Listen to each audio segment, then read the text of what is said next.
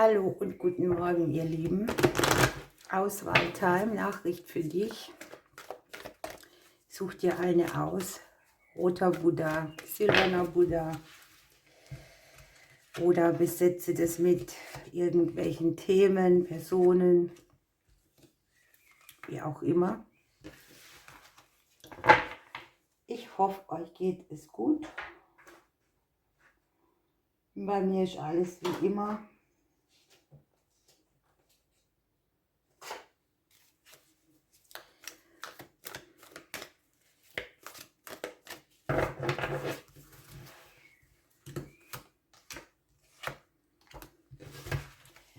Ich muss heute mal ein bisschen gucken, dass ich die Karten nach vorne bringe, die ich längere Zeit nicht genommen habe. Das ist immer so, ich hatte es ja schon mehrmals erwähnt, schwierig. Ich habe zwar so eine Box, die steht auf einem Stuhl neben mir, aber ich tue die dann halt immer recht vorne rein und dann die hinteren, da muss ich mich ausstrecken und dann nimmst du halt aus Bequemlichkeit auch das, was vorne ist, ne?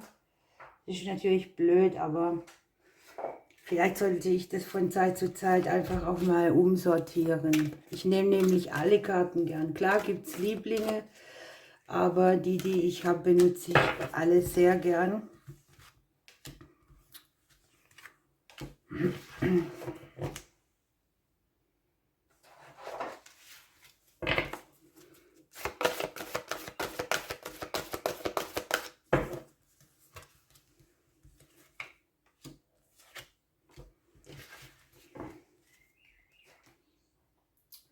So, was habe ich noch? Ja, die Merlin-Karten wollte ich mal wieder.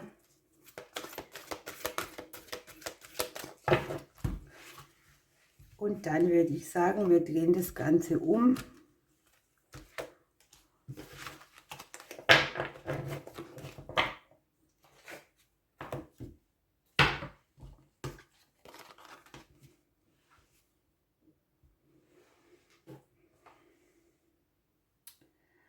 Och Leute, ich habe hier ein Chaos um mich. Noch eine Lenormand-Karte mit einem Thema.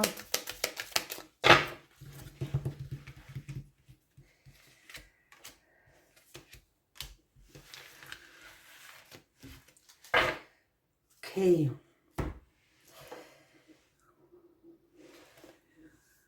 Oh, ich weiß nicht, was ich nehmen soll. Ich tendiere zu dem roten Buddha.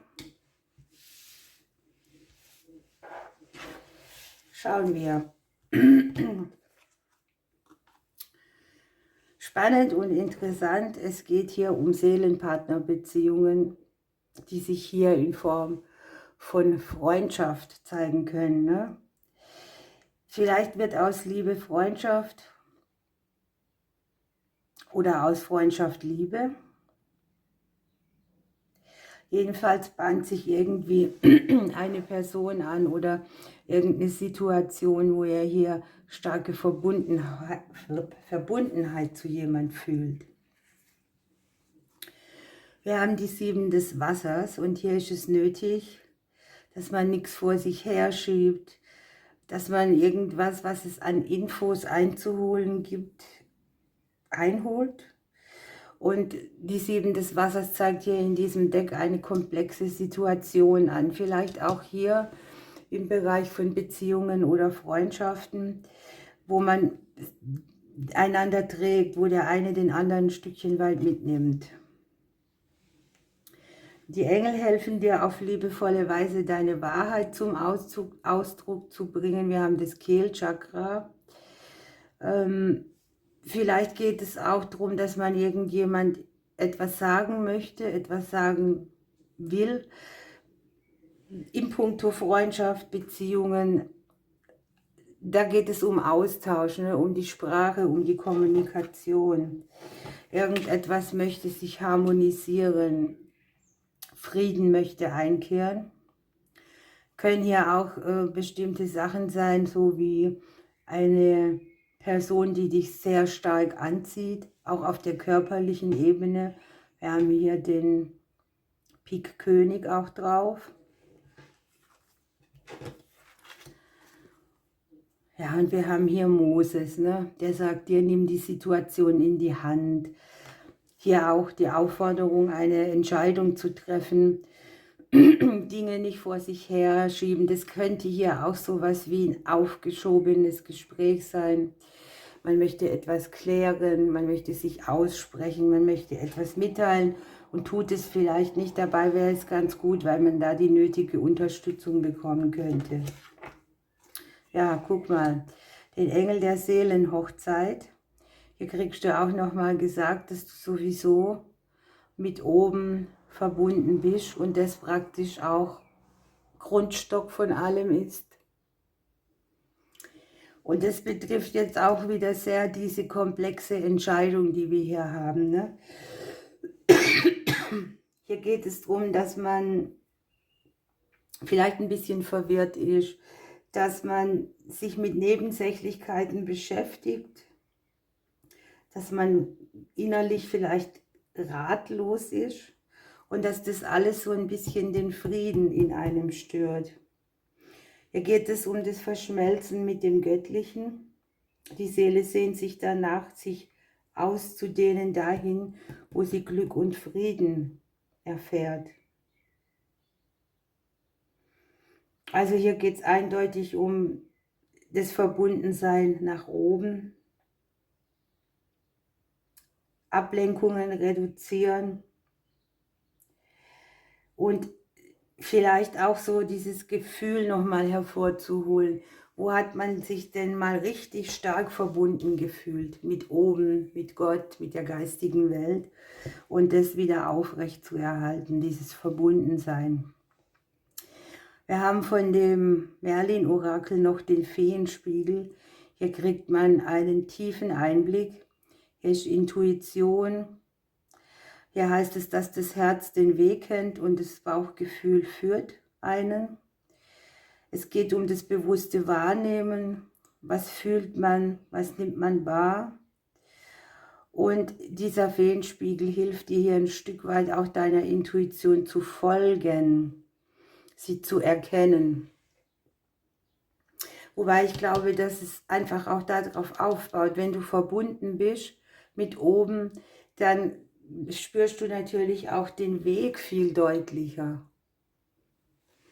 Hinter dieser Karte speziell ist es ja so, dass dieser Feenspiegel, der ist ein Blick ins Wasser, ne, eigentlich. Und da geht es darum, dass die Fee dir diesen Blick ermöglicht.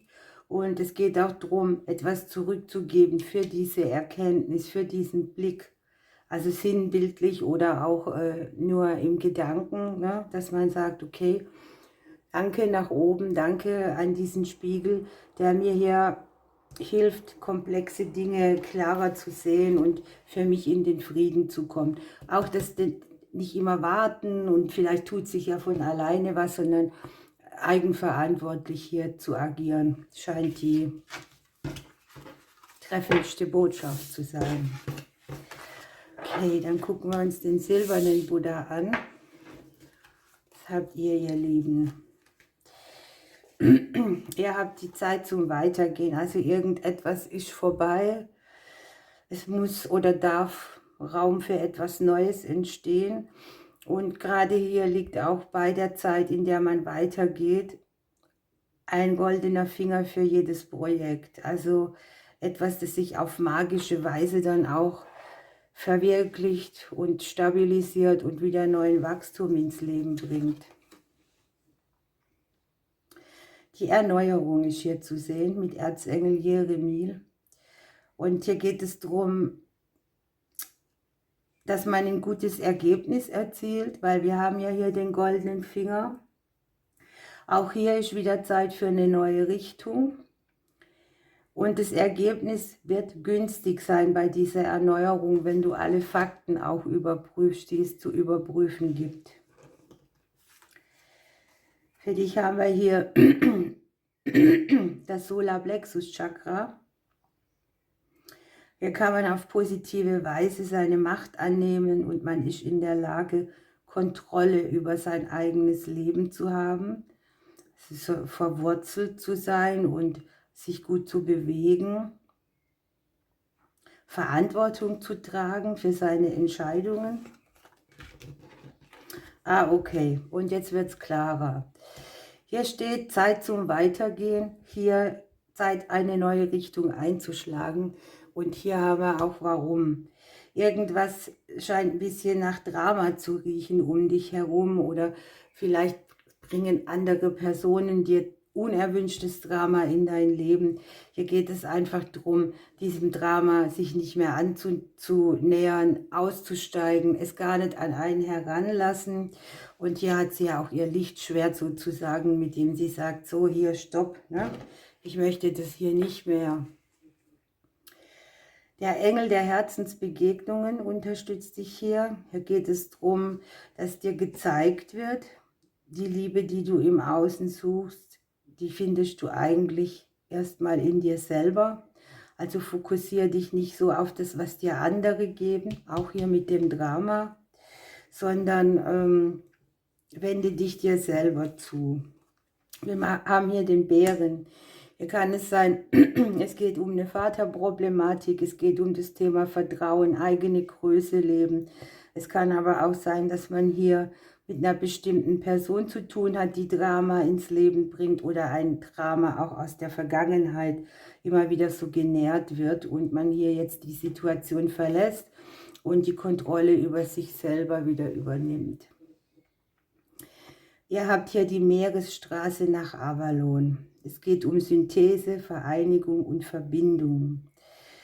Hier ist es so, dass alles Sichtbare zeitlich begrenzt ist und wir kriegen gesagt, dass das Unsichtbare ewig ist und dass wir verbinden müssen, sollen, dürfen, was zusammengehört. Praktisch die Quelle, das Herz und die Berufung. Das große Unsichtbare, das sich für eine kurze Zeit in sichtbarer Trennung spiegelt. Hier kann es auch sein, dass man hier eine Verbindung auflöst und es wird hier aber gesagt, trotz dass man Verbindung auflöst, indem man sich von irgendetwas befreit, es kann eine Person sein, eine berufliche Situation, alles, ne? Alles, was eben so ein gewisses Drama mitbringt, möchte hier erneuert werden. Und die Karte sagt ja, es geht nichts verloren. Auch wenn du das auf der Erde trennst, so ist hier eine Verbundenheit auch da, wo man sie nicht sieht. Ja? Gut, ihr Lieben, es war schon wieder sehr aufschlussreich am frühen Morgen. Ich wünsche euch einen schönen Tag. Ich drücke euch. Bis bald.